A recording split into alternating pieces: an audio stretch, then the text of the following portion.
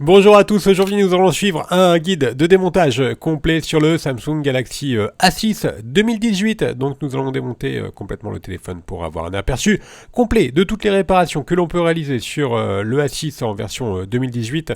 Pour suivre ce guide de démontage, vous aurez besoin bien sûr du patron universel d'aide au montage et vous aurez besoin également du kit d'outils spécialement sélectionné par nos techniciens pour réaliser ce guide de démontage. Il s'agit du kit d'outils numéro 1, vous le retrouverez sur Bricophone. Vous trouverez également tous les kits de réparation qui comprennent la pièce détachée, les kits d'outils et le patron en version adhésif.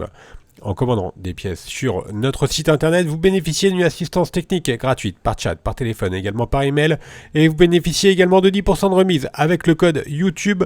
Nous avons attribué une note de réparabilité de 10 sur 20 au téléphone. Alors le gros point noir sur ce téléphone, c'est tout simplement l'écran étant collé sur le châssis. Pour faire n'importe quelle réparation, nous sommes obligés de décoller l'écran au risque de l'abîmer irrémédiablement. Donc il faut le savoir, avant de changer la batterie, vous avez par exemple de très fortes chances d'abîmer l'écran. Sinon, le reste des réparations sont assez aisées sur ce téléphone. Avant l'ouverture du téléphone, on va bien sûr éteindre celui-ci, donc ça pose aucun problème.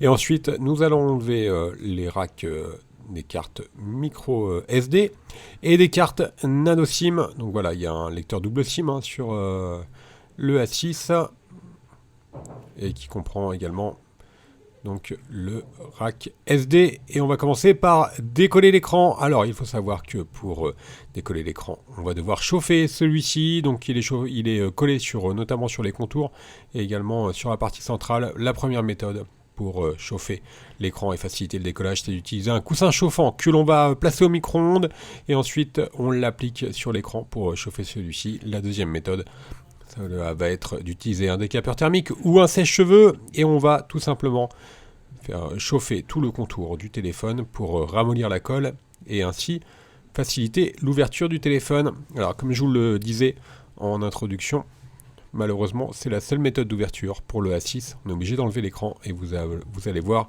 on a de très grandes chances de le casser lors de l'ouverture, tout simplement parce que l'écran AMOLED il est collé à l'intérieur. Donc là on a tout simplement positionner la ventouse, on tire sur la ventouse, on va créer un jour entre la vitre et le châssis et on va tout simplement positionner un médiator en métal pour créer un point d'insertion et on remplace ensuite, une fois que le point d'insertion est créé, on va remplacer le médiator en métal par un médiator en plastique. On va finir de décoller l'écran en utilisant le médiator en plastique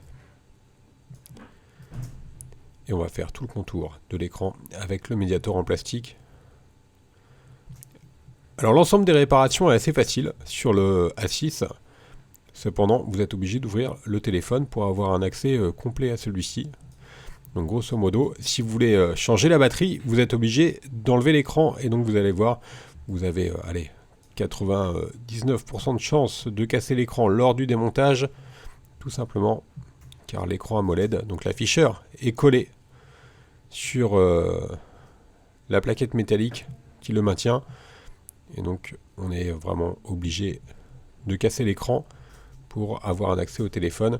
Heureusement sur le A6 les écrans ne sont pas encore trop onéreux comparé à certains téléphones chez Samsung. Mais voilà, on a fait un petit zoom pour bien vous montrer le châssis, la dalle AMOLED et la vitre tactile. Donc vous voyez, la dalle AMOLED elle est collée sur le châssis. Donc on est vraiment obligé, étant donné que celle-ci est très fragile, on est obligé de l'abîmer lors du démontage. C'est pas possible de pouvoir la garder intacte.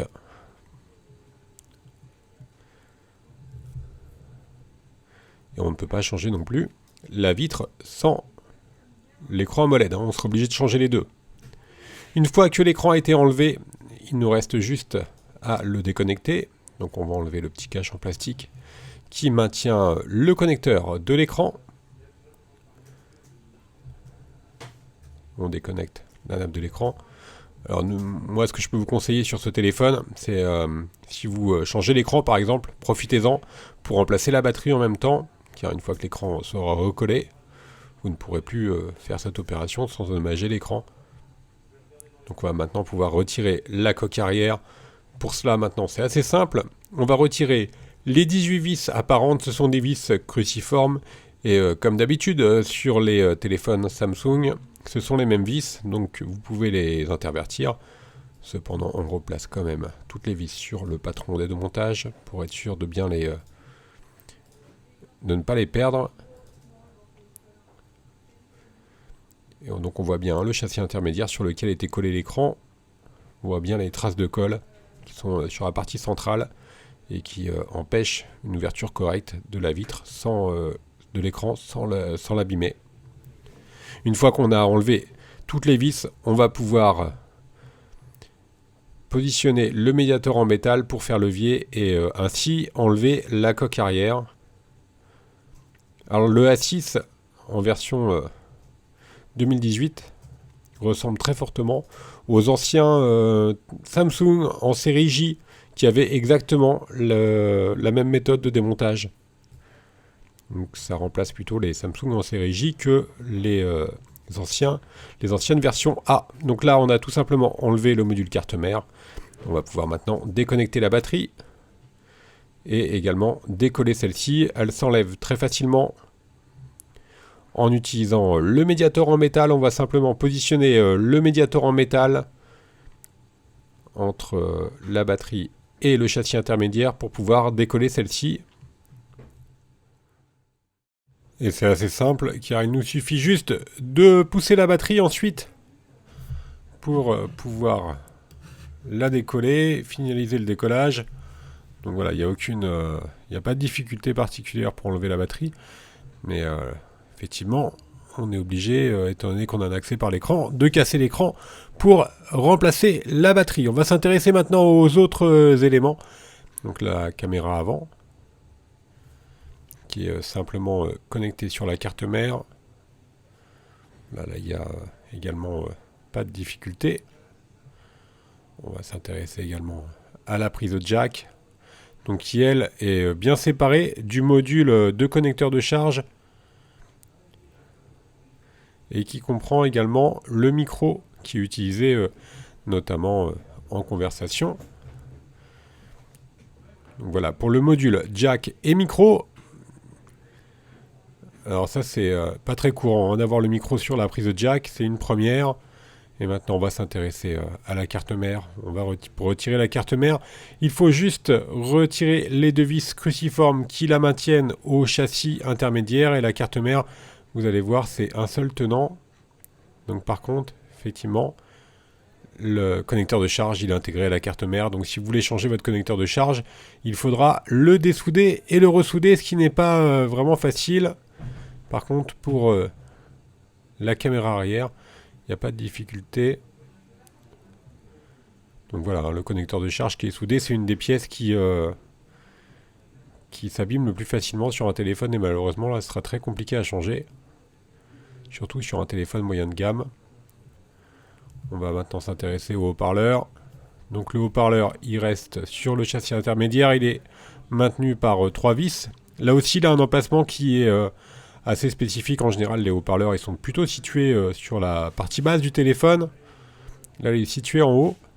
Donc le haut-parleur qui est utilisé bien sûr en musique et l'écouteur de l'oreille, donc le haut-parleur interne, qui lui, bien sûr, a toujours le même emplacement sur les téléphones et qui est légèrement collé. Voilà, il s'enlève sans trop de difficultés. Et enfin, il nous reste le lecteur d'empreinte digitale et le vibreur. Donc pour le lecteur d'empreinte digitale, il est intégré à la coque arrière. Il se décolle relativement facilement. Et enfin, juste au-dessus, vous voyez, il y a également la lentille de protection de la caméra arrière qui est clipsée. Donc c'est assez simple à changer. Voilà, on finit de décoller le lecteur d'empreinte digitale. Alors pour tous ces éléments-là, je vous le rappelle, vous avez besoin d'enlever la vitre avant. Et enfin, le module vibreur qui est assez simple à enlever.